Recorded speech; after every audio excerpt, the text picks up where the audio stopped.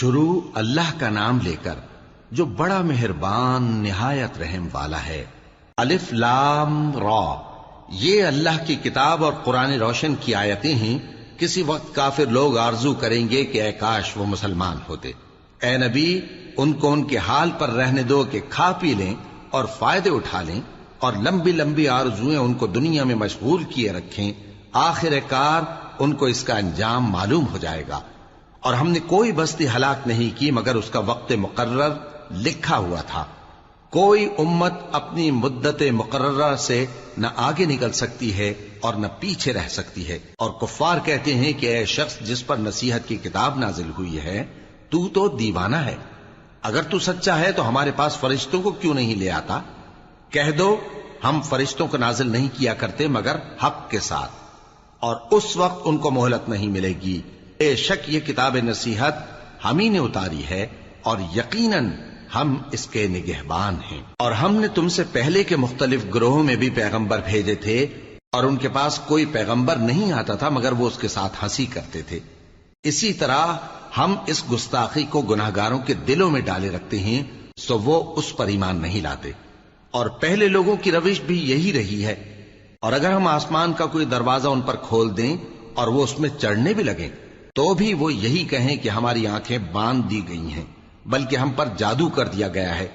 اور ہم نے آسمان میں برج بنائے ہیں اور دیکھنے والوں کے لیے اس کو سجا دیا ہے، اور ہر شیطان مردود سے اسے محفوظ کر دیا ہے۔ ہاں، اگر کوئی چوری سے سننا چاہے تو ایک روشن انگارہ اس کے پیچھے لپکتا ہے۔ اور زمین کو ہم نے پھیلایا اور اس میں پہاڑ بنا کر رکھ دیے، اور اس میں ہر ایک چیز اندازے سے اگائی۔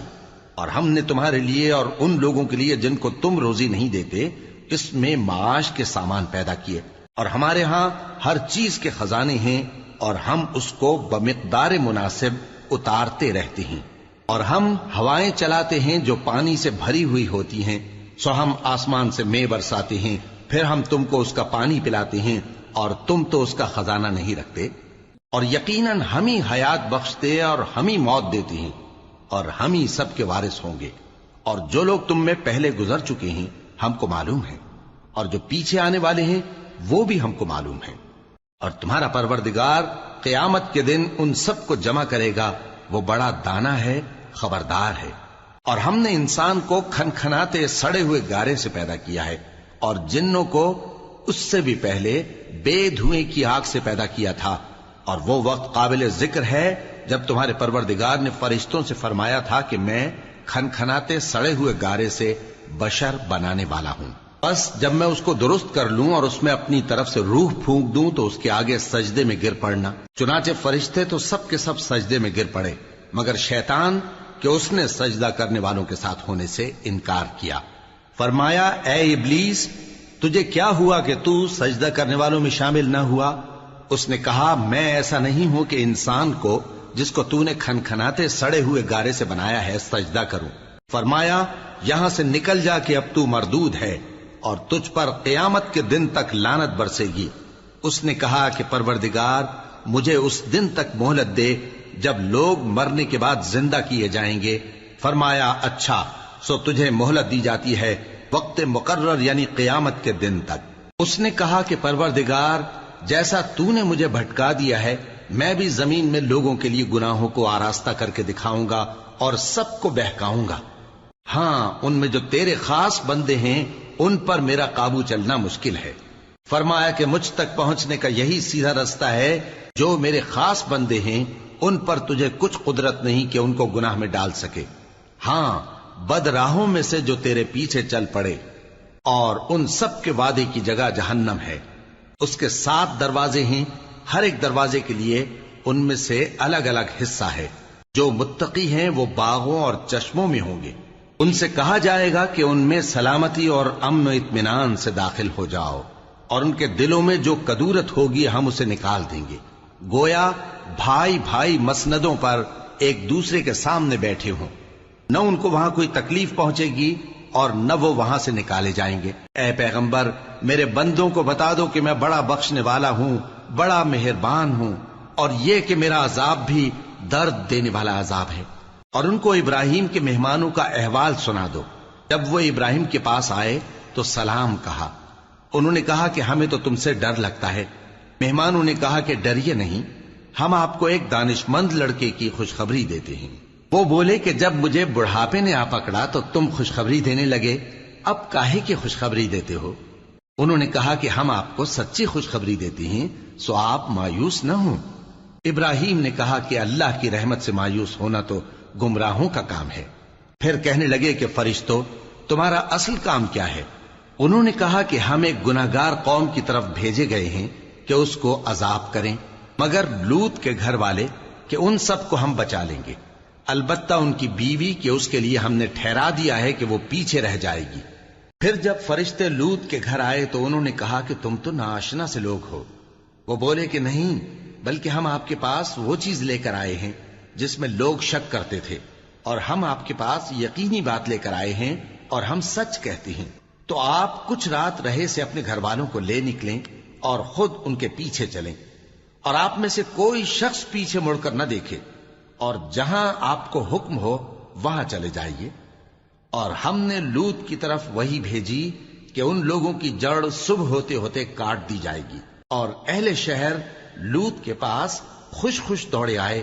لوط نے کہا کہ یہ میرے مہمان ہیں، کہیں ان کے بارے میں مجھے رسوا نہ کرنا، اور اللہ سے ڈرو اور میری بے آبروئی نہ کرو۔ وہ بولے، کیا ہم نے تم کو سارے جہان کی حمایت و طرفداری سے منع نہیں کیا؟ انہوں نے کہا کہ اگر تمہیں کرنا ہی ہے تو یہ میری قوم کی لڑکیاں ہیں، ان سے شادی کر لو۔ اے نبی، تمہاری جان کی قسم، وہ اپنی مستی میں مدہوش ہو رہے تھے، سو ان کو سورج نکلتے نکلتے چنگھاڑ نے آ پکڑا، اور ہم نے ان بستیوں کو الٹ کر نیچے اوپر کر دیا اور ان پر کھنگر کی پتھریاں برسائیں۔ بے شک اس قصے میں اہل فراست کے لیے نشانی ہے، اور وہ بستیاں اب تک شام جانے والے سیدھے رستے پر موجود ہیں۔